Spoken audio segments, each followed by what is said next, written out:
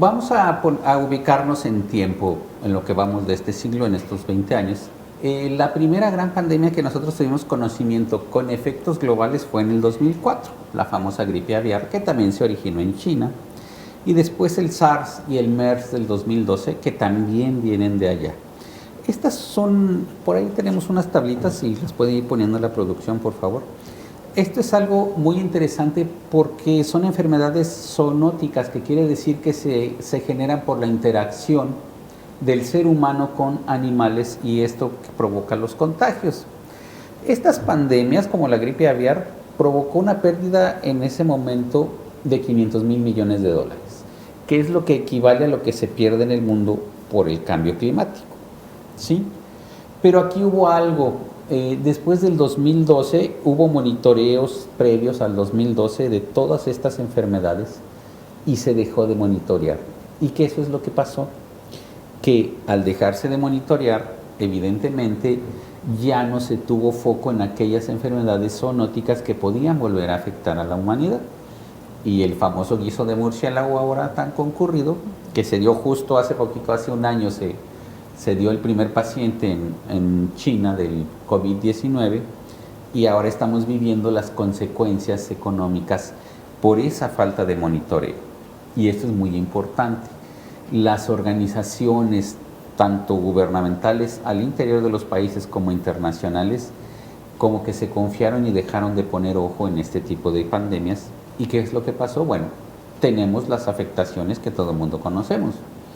Se paró la economía, ahora mencionabas que es diferente en cuanto a pérdidas, porque las otras dos no paralizaron las economías, sí. Afectaron a sectores muy específicos, en este caso la avicultura. Eso es lo que hace un poco único a esta pandemia del COVID-19, en el sentido que hay estudios del Fondo Monetario, del Banco Mundial, que el 90% de las economías van a experimentar retracción económica. Totalmente. Este año. O sea, hay economías que pararon completamente sus maquinarias por un tiempo y nosotros también seguimos con los efectos en algunos sectores de esas cuarentenas. Y van a seguir porque hay países de Europa que están teniendo los rebrotes y están volviendo. En este sentido es importante porque de acuerdo al análisis del Banco Mundial que estaba yo leyendo, lo que pasó con el COVID-19 es que se subestimó.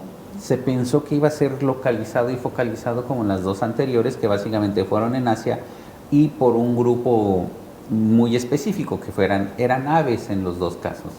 Entonces, con cerrar las granjas, con sacrificar a las aves, de alguna manera se detenía y se afectaba solo a un sector, no se afectaba a toda la economía en su conjunto, como está sucediendo ahora, que todos los sectores económicos, de hecho todavía tenemos algunos que apenas están regresando, como los eventos y las fiestas, y tenemos otros en conflicto. Hace poquito se veía el comercial de ABC sobre las celebraciones de la Virgen de Cacupé, de cómo se llama la gente a no estar ahí, pero ahí también hay una afectación económica porque se mueve hay un movimiento monetario en torno a eso, hay una derrama económica que queda en ese municipio por alimentos, por hospedaje, por combustible, pasajes de autobús, renta de autobuses para llegar hasta Cacupé de parte de algunos peregrinos. Entonces vemos cómo es una cadena de pérdidas económicas que se están dando. Y por eso, por ejemplo, tenemos que las pérdidas económicas por el COVID hasta ahora son de 21,000 billones de dólares. ¿En todo el mundo? En todo el mundo, sí. O sea, son 21,000 millones de dólares. Es un dinero que no se puede ni siquiera dimensionar, ¿no? Si lo juntamos muchísimo, monedita por monedita, sí, ni siquiera existe. Pero a todos nos afecta, porque mal que bien todos conocemos a alguien que paró su economía por esta pandemia y tristemente conocemos negocios que quebraron por la misma. O sea, yo te aseguro que tú llegaste a ir a algún lado confiada en que ibas a poder adquirir cierto producto y te encontraste con que ese negocio estaba cerrado. Total. Y hay una cadena de gente que te dijo, sí, porque en tal parte yo fui a comprar un repuesto para mi lavadora y ese negocio quebró porque estuvo cerrado.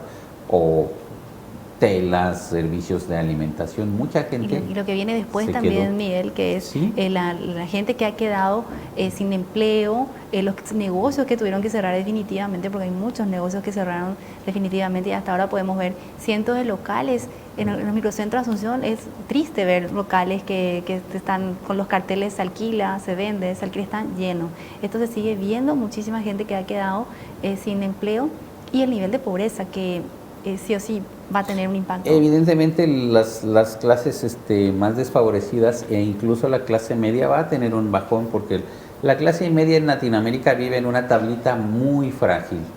Entonces, dado que no tenemos un soporte social como en países desarrollados, que puedes tener un seguro de desempleo, tu servicio médico te cubre porque el servicio de salud es sólido, entonces ahí se ve cómo mucha gente va a pasar de clase media a un nivel de pobreza. Y el que está en un nivel de pobreza puede pasar a un nivel de pobreza extrema.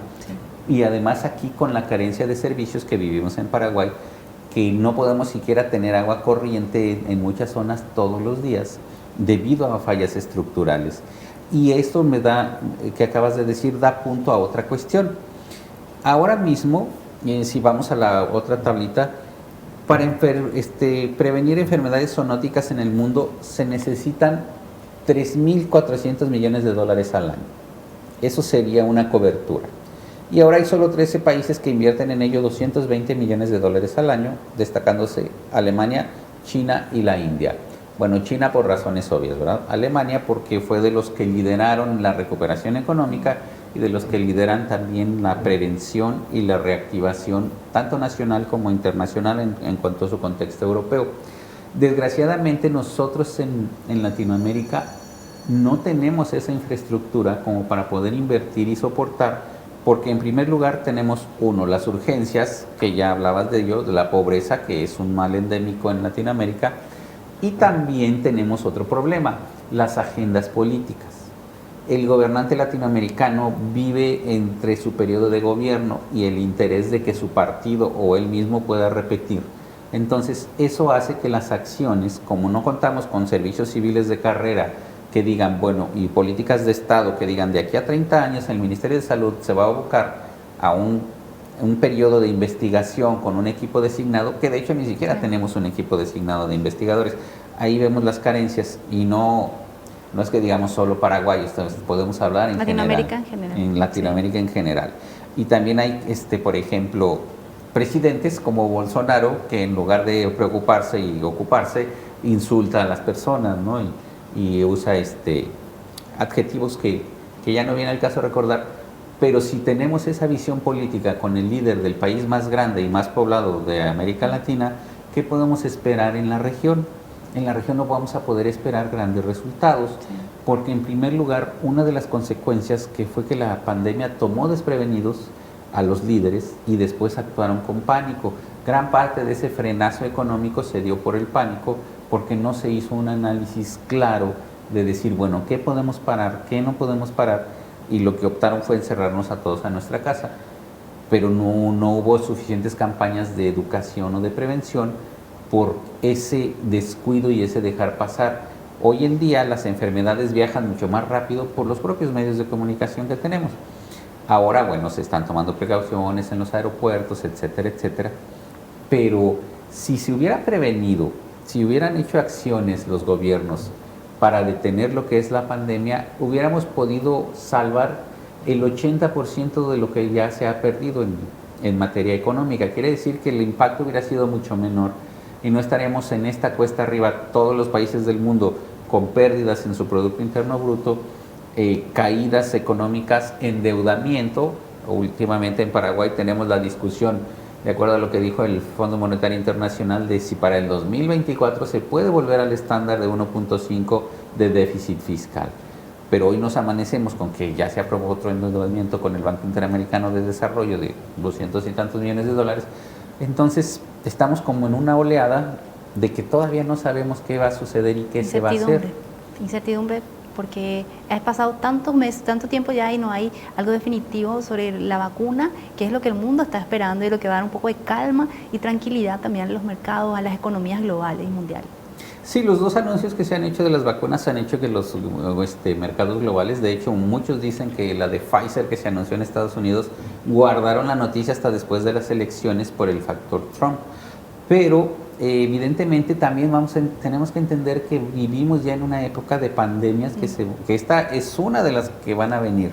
Entonces, si se aprende la lección, se podrá hacer lo que dice este documento del Banco Mundial, de ir previniendo y destinando recursos en lo que se les llama una nueva economía también de la salud, porque evidentemente los que trabajamos somos los humanos, y si no hay salud, todo sistema económico, si no hay quien trabaje, se va a venir abajo. Sí, y poder evitar todas estas improvisaciones, porque hubo desde el inicio improvisaciones desde la OMS en cuanto a las medidas de control sanitario, o sea, todo el mundo estaba así como que consternado, hasta ahora, incluso después salieron a desmentir y dijeron que al final los confinamientos o las cuarentenas duras al final no eran las medidas más apropiadas. Ayer mismo dijeron que los niños no tienen por qué dejar de asistir a la escuela, la Organización Mundial de la Salud, y comenzó diciendo que el cubrebocas no era necesario si uno no estaba en un ambiente cerrado o cercano a otra persona. Y ahora pues andamos en la calle todos con nuestro cubrebocas. Entonces, yo creo que si existe la capacidad de aprendizaje, tanto estas autoridades como las que vengan deben de destinar un fortalecimiento en serio del sistema de salud. Tristemente aquí mucho dinero de ese se desperdició en actos de corrupción, y eso también es una crueldad con la gente, porque estás hablando de vidas humanas, no estás diciendo, bueno, se lo llevó y no pasó nada. Es gente muriendo por falta de atención cuando tú le prometiste a esa gente que ibas a resguardar su salud, y sin consecuencia alguna para aquel que se robó el dinero. Sí, o sea, concretamente, entonces, Miguel, invertir más en investigaciones científicas, o sea, cada país, en el caso nuestro, poder destinar parte más del presupuesto a estas investigaciones. Claro, para estas investigaciones, en el caso, digamos, de las enfermedades zoonóticas, bueno, muchas vienen de fuera, pero Paraguay es un país que depende mucho de su sector primario, y en ese está la ganadería.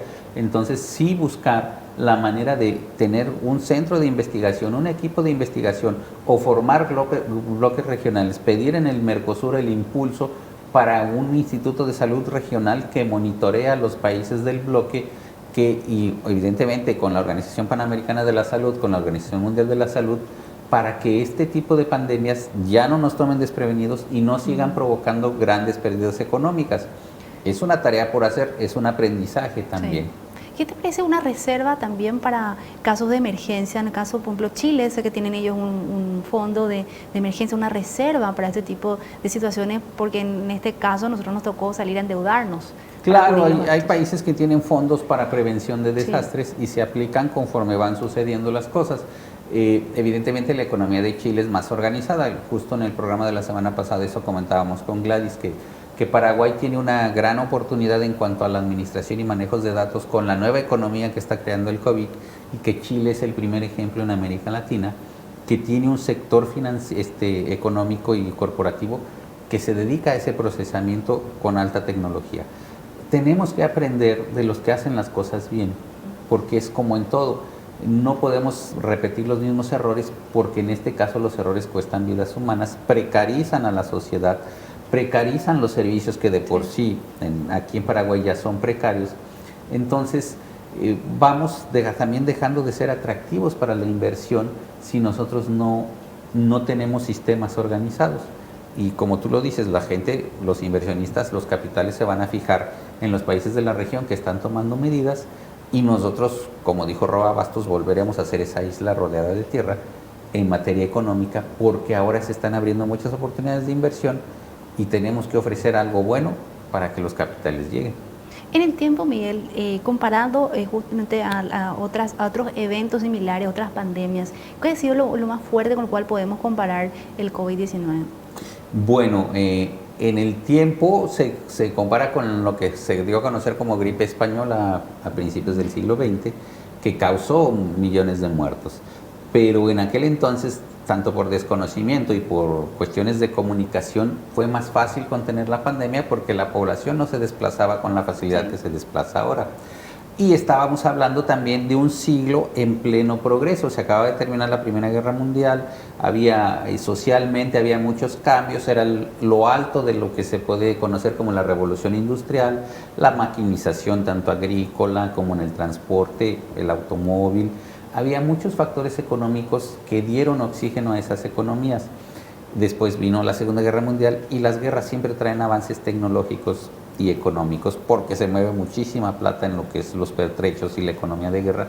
Entonces se pudo superar del 18 al 39, fueron en 10, 12 años, y no se medía tanto también los efectos de los productos internos brutos y ese tipo de cosas. Ahora estamos muy globalizados y muy interconectados, por eso lo que pasa en China nos afecta a nosotros hoy y le afectó al mundo entero. Este COVID-19 es único en cuanto a su impacto, su globalización, en el sentido de que nos afectó prácticamente a más del 90% de las economías del mundo. Y lo más terrible es que es la incertidumbre con que se maneja, porque hasta hoy hay segundas olas, en varios países hay unas réplicas ya de una segunda ola. Entonces, mientras tengamos esta incertidumbre, Miguel, va a ser muy difícil predecir también lo que va a pasar.